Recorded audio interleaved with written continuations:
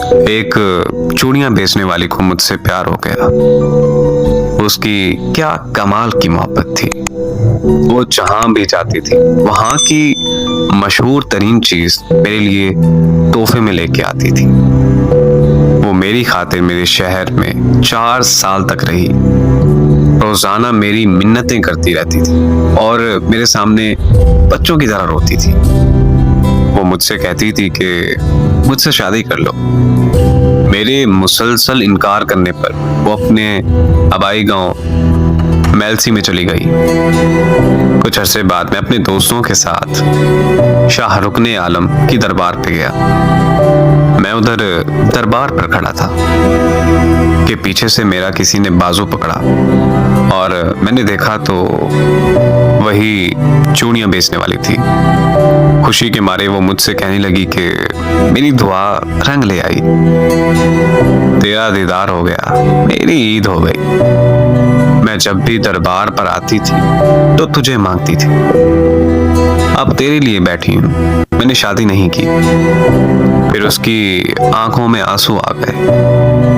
وہ مجھ سے کہنے لگی کہ بھیک مانگنا، چوڑیاں بیچنا، یہ میرا قصور تو نہیں ہے نا، یہ تو میری قسمت کا، میرے نصیب کا قصور ہے، تو سزا مجھے کیوں مل رہی ہے؟ وہ سب کے سامنے گلے رکھ کر مجھے رونے لگی اور مجھ سے یہ کہنے لگی کہ بس ایک دفعہ میرے ساتھ میرے گھر چلو۔ میرے پاؤں تک پکڑ لی اس نے۔ سب لوگ دیکھ رہے تھے۔ میری بہت بے عزتی ہوئی، لوگوں کا مجمع لگ گیا۔ میرے دوستوں نے بولا کہ یار کیا ہوا، چلو ایک دفعہ ہو آتے ہیں۔ میں نے ہاں کر دی تو وہ بھاگ کر گاڑی میں بیٹھ گئے۔ اس کا گھر 50 کلومیٹر دور تھا۔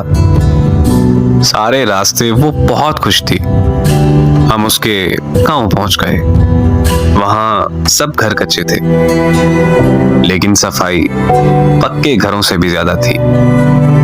سب لوگ مجھے عجیب نظروں سے دیکھ رہے تھے۔ جب ہم ان کے گھر پہنچے تو اس کی سب سہیلیاں جمع ہو گئیں۔ پھر اس نے ہمارے لیے کیا مزے کا کھانا بنایا۔ اس کے گھر والوں نے مجھے بتایا کہ یہ لڑکی تو سارا دن سارا وقت تمہارے نام کی تسبیح کرتی رہتی ہے۔ اور پھر جب ہم واپس آنے لگے تو اس کی آنکھوں سے آنسو نہیں رک رہے تھے۔ میرا ہاتھ چوم کر کہنے لگی کہ یہ تیرا قصور نہیں ہے، یہ میری قسمت کا قصور ہے جو میں چوڑیاں بیچنے والی کے گھر پیدا ہوں۔ بڑی مشکل سے ہم سب نے اسے چپ کروایا اور پھر ہم واپسی کے لیے نکل آئے۔ میں کار کے شیشے میں سے اسے دیکھتا رہا۔ وہ ہماری گاڑی کو تب تک دیکھتی رہی جب تک ہماری گاڑی اس کی نظروں سے دور نہیں ہوئی۔ وہ ہماری آخری ملاقات تھی۔ پھر ایک دن میرا اس سے ملنے کو دل کیا تو میں اس کے گاؤں چلا گیا۔ اس کے گھر والوں نے بتایا کہ تمہارے جانے کے بعد وہ بہت زیادہ بیمار رہنے لگی تھی۔